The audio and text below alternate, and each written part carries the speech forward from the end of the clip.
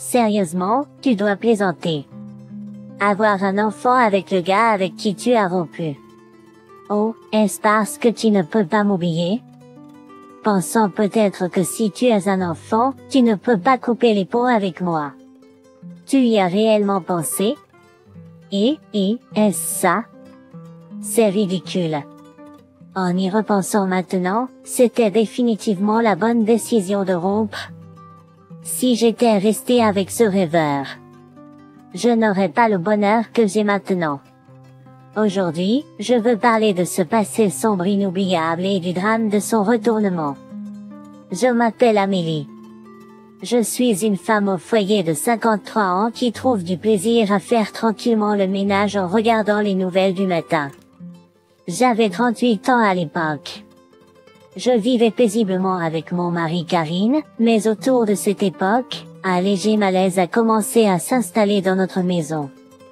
Karine a commencé à répondre à mes paroles avec indifférence, ou plutôt, avec une sorte d'imposition, et alors, où est? Quand j'essayais de continuer avec, tu vois il me coupait avec, je suis occupée. Cela semblait méprisant, comme si j'étais traité durement. Il n'avait pas toujours été comme ça. C'était plus un bavard qui essayait de me faire rire avec ses blagues chaque fois qu'il le pouvait. Mais ensuite, ce changement soudain. Parce que c'était si soudain. Je me demandais si j'avais fait quelque chose de mal, mais je ne pouvais penser à rien. Puis un jour, j'ai remarqué une légère trace de rouge à lèvres sur le dos d'une chemise que Karine avait mise au linge. Le jour où il portait cette chemise, il est rentré tard en disant qu'il devait faire des heures supplémentaires.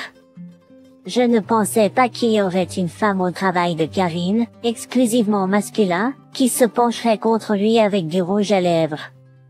Si c'était le cas, ce serait trop bizarre pour même l'imaginer. Est-ce que c'est une femme?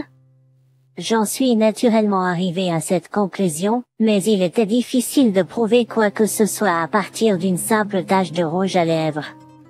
Il pourrait inventer n'importe quelle excuse, comme avoir heurté quelqu'un. J'ai décidé que j'avais besoin de recueillir plus de preuves et j'ai commencé à vérifier attentivement le comportement de Karine pour tout signe de changement. Ironiquement, le simple fait d'être un peu plus observateur a conduit à une pile de preuves d'infidélité qui ont surgi. Par exemple, Karine se levait toujours pour aller aux toilettes vers 2 heures du matin quand j'étais endormie la nuit. Je ne l'avais jamais soupçonné auparavant, mais il semble qu'il passait en fait des appels à une femme pendant ce temps aux toilettes. Il y a eu des moments où de longs cheveux sortaient de l'intérieur de son costume. Aussi, parfois quand je regardais de près son mouchoir, il y avait des traces de ce qui semblait être du rouge à lèvres enlevé.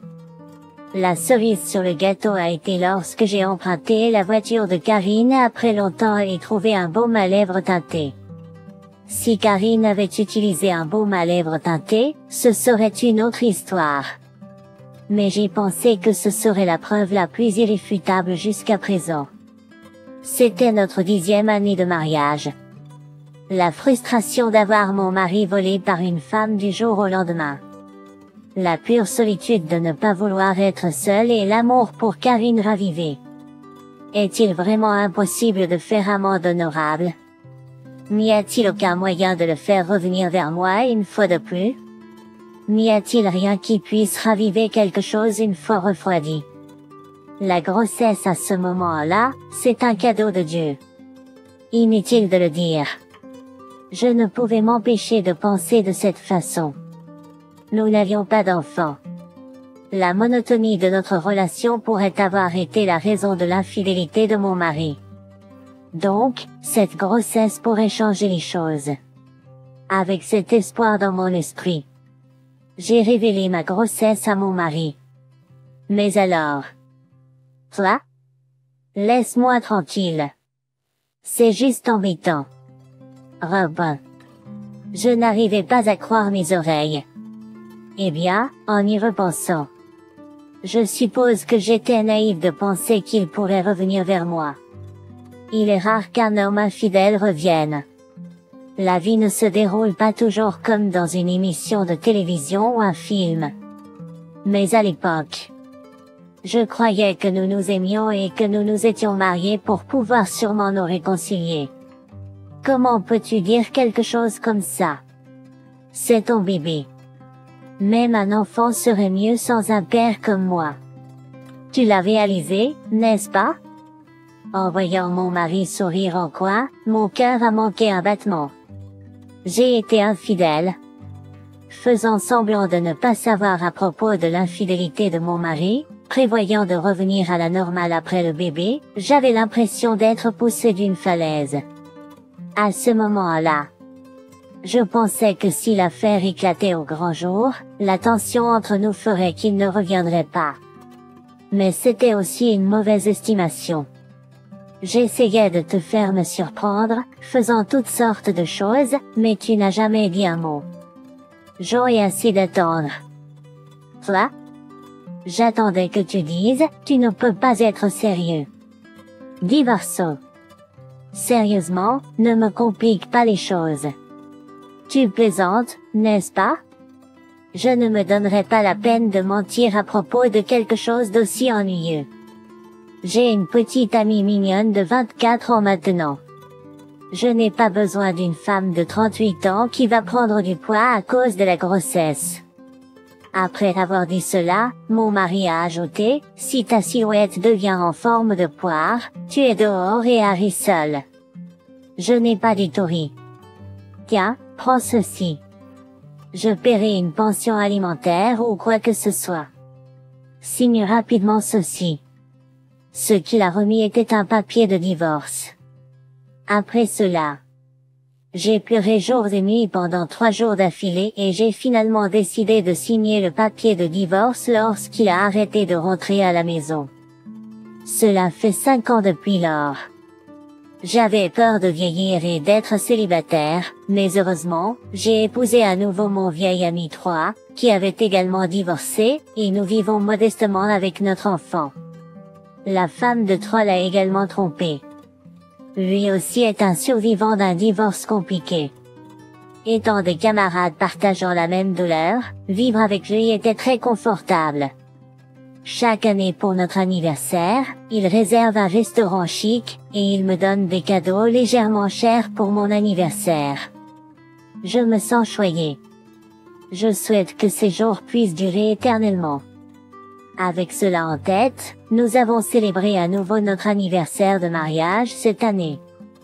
Nous devions avoir un repas amusant dans notre restaurant haut de gamme habituel. Waouh, c'est Amélie. La personne qui a fait la grimace en me voyant était mon ex-mari. Toi? Que fais-tu ici? Je n'ai pas pu m'empêcher de montrer mon dégoût. Quelle tragédie! Je suis tombée inopinément sur mon ex-mari en sortant des toilettes. Le regard de mon ex-mari s'est égaré par-dessus mon épaule, et il s'est approché. Il a tendu la main et a tiré sur la main de l'enfant, l'examinant alors qu'il disait l'impensable. Sérieusement, tu plaisantes. Avoir un enfant avec le gars avec qui tu as rompu. Oh, c'est parce que tu ne peux pas m'oublier? Pensez peut-être que si tu as un enfant, tu ne peux pas couper les ponts avec moi. Tu as réellement envisagé cela? C'est ça. Lex, souriant de toutes ses dents, semblait prendre un plaisir fou à faire tournoyer l'enfant sur place. Le visage de l'enfant se tordit en une grimace alors qu'il hurlait. Il se mit à pleurer. Tata. Maman. Au secours. Je suis emmené par un inconnu. Doucement là. Je suis ton papa. Ta maman est juste là. Tu es aussi stupide qu'elle. À peine eut-il fini de parler, qu'un homme de plus de 6 pieds apparut derrière lui et attrapa fort le bras de mon ex. Toi? Je ne pus m'empêcher de rire en voyant la surprise sur le visage de mon ex. Ce type est le nouveau mari d'Amélie? Je ne répondis pas à la question de mon ex. Je ne sais pas de quoi tu parles, mais tu ne peux pas faire pleurer un enfant et t'en tirer comme ça, tu sais? l'homme grand glissa un regard noir à mon ex. Un tatouage dépassait de sa manche, et mon ex m'émit en le voyant. Et, Amélie. Arrêtez votre mari. Ah. Cette femme n'est pas ma femme. Alors, qui est cet enfant? Avant même qu'il ne s'en rende compte, mon ex se retrouva les bras attachés par l'homme. Cet homme agit de manière suspecte et est suspect. Quelqu'un appelle un membre du personnel. Il y a un homme ici qui fait du mal à mon enfant. Les cris de l'homme dans le restaurant causèrent une telle agitation. Oh là là, quelle façon de célébrer un anniversaire spécial. Je pensais, mais je ne pouvais m'empêcher de sourire. Cela s'était avéré être une bonne journée, même si c'était par accident. Serveur. Ici. J'ai vu cet homme attraper de force le bras d'un enfant. À mes paroles, la bouche de mon ex s'est ouverte. Attends. Amélie. Qu'est-ce qui se passe? Je ne comprends vraiment pas. J'ai dit à mon ex affolé. Je ne suis pas sa femme, et cet enfant n'est pas le mien. Et certainement pas le tien. Mais il était juste derrière toi. Tu étais debout dans l'entrée étroite des toilettes. L'enfant ne pouvait pas entrer à cause de toi. Tu aimes probablement te moquer des gens, mais tu dois vraiment arrêter de sauter aux conclusions. Peut-être devrais-tu être consciente de ton environnement. Tais-toi. Je n'ai pas besoin de t'entendre dire ça.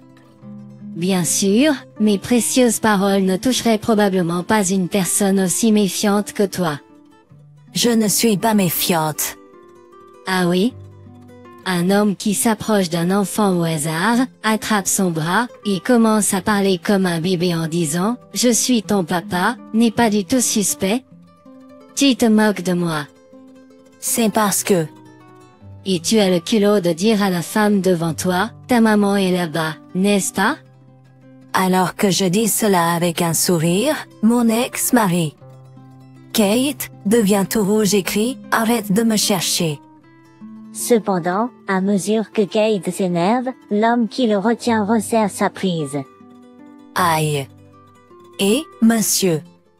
Lâchez-moi. Je suis innocente. Comment peux-tu être innocente?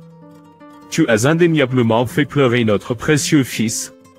C'est un malentendu. Avant que Kate ne puisse finir.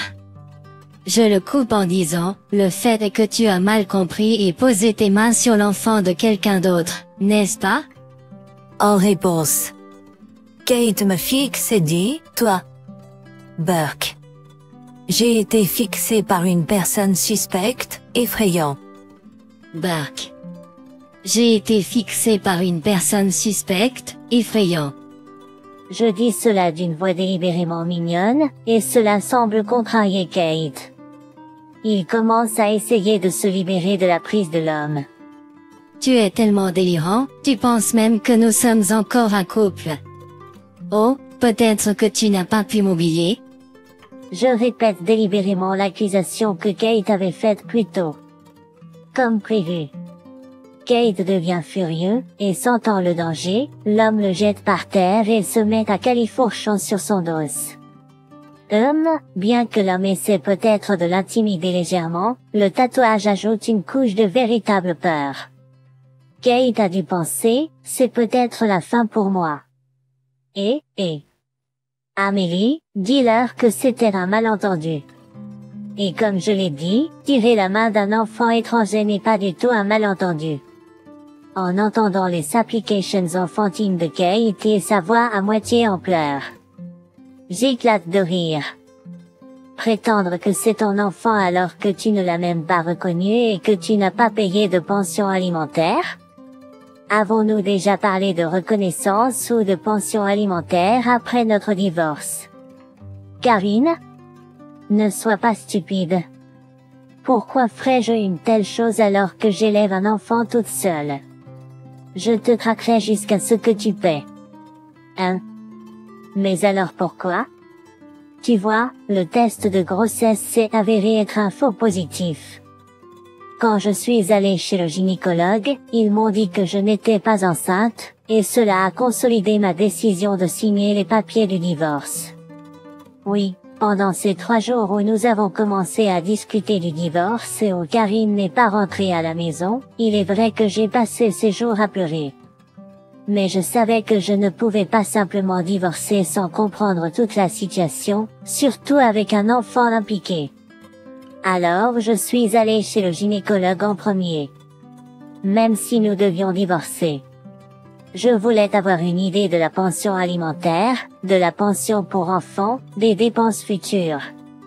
Je voulais trier toutes ces choses dans ma tête. J'ai même pensé à endurer les difficultés si cela pouvait bénéficier à mon enfant. Mais chez le gynécologue, il n'y avait aucun signe de grossesse. Au lieu de cela, ils ont trouvé une tumeur dans mes ovaires. Quand j'ai subi l'opération pour la tumeur, je me suis retrouvée à partager une chambre d'hôpital avec la mère de mon mari actuel. J'étais amie d'enfance avec mon mari, donc je connaissais ses 2 parents. Quand il est venu rendre visite à sa mère à l'hôpital, nous nous sommes retrouvés et sommes devenus proches à nouveau. Une fois, j'ai pensé à ma grossesse à ce moment-là comme un cadeau de Dieu, destiné à assurer que les choses fonctionneraient avec mon mari. Cependant, cela s'est avéré être une bénédiction déguisée qui m'a amené à réaliser que rompre avec mon mari était la bonne décision. Cela m'a également permis de trouver quelqu'un qui se souciait vraiment de moi et a conduit à la découverte précoce d'une maladie. Malgré avoir subi l'ablation d'un de mes ovaires l'année dernière, j'ai donné naissance à un enfant avec mon mari actuel. Bien que cela puisse sembler que j'ai traversé beaucoup d'épreuves, en réalité, tout s'est avéré être une série de bénédictions pour moi. En apprenant tout cela, mon ex-mari a pâli et marmonné, pas possible. Je me suis fait larguer par elle. Il va sans dire que je n'ai pas pu m'empêcher de rire en réalisant qu'il s'était fait larguer. Eh bien, une jeune fille ne voudrait pas être avec un homme vieillissant comme lui. À ce moment-là, un policier est apparu. Apparemment, quelqu'un du restaurant l'avait appelé. Mon ex-mari a reçu un avertissement sévère de la part de la police. Il a réussi à éviter des ennuis supplémentaires en s'excusant sincèrement auprès de la famille de l'enfant une fois le malentendu dissipé. Se faire réprimander sévèrement par la police a peut-être été un coup dur pour lui. Il est même venu s'excuser auprès de moi. Mon ex-mari ne sait pas où j'habite actuellement, alors il est effectivement venu chez mes parents et a présenté ses excuses à ma mère. J'ai fait la pire sortie possible. J'avais tort, a-t-il dit. Vieillir, être largué par son amoureux et ne plus être désiré par personne semble avoir brisé son esprit. Mais même s'il s'est excusé maintenant, je m'en fiche vraiment.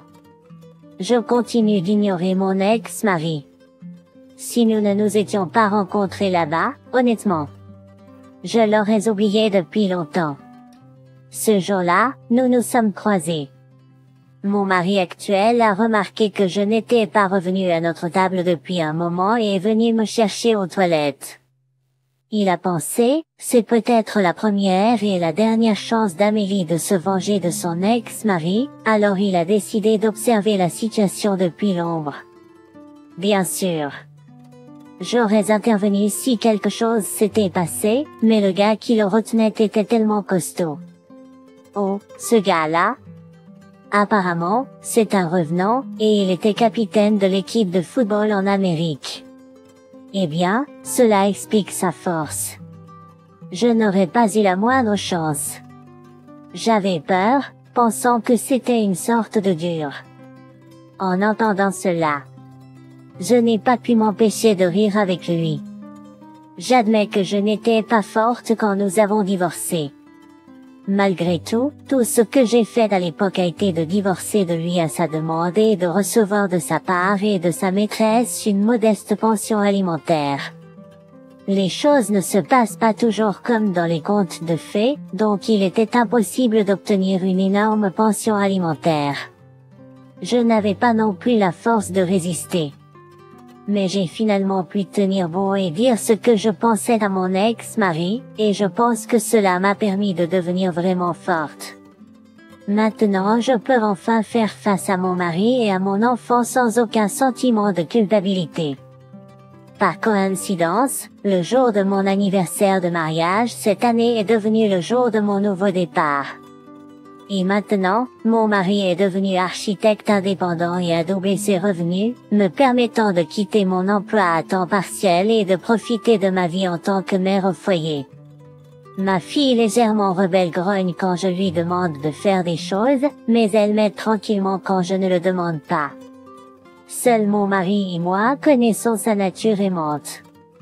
Bien que j'ai eu une grossesse tardive et n'ai qu'une seule fille, notre famille, avec nos 2 chiens, rend notre foyer très animé. Malgré le fait de n'avoir jamais eu d'enfant avec mon ex-mari. J'ai pu tomber enceinte avec un seul ovaire et accoucher même à un âge avancé avec mon mari actuel. Je ne peux m'empêcher de penser que c'est d'une certaine manière le destin. Le rêve d'épouser l'être spécial destiné que j'avais depuis mon enfance s'est réalisé de manière inattendue grâce à un remariage. Juste des pensées rêveuses auxquelles je m'adonne de temps en temps. Et avec cela, je suis là à chérir le bonheur quotidien qui est tout sauf ordinaire.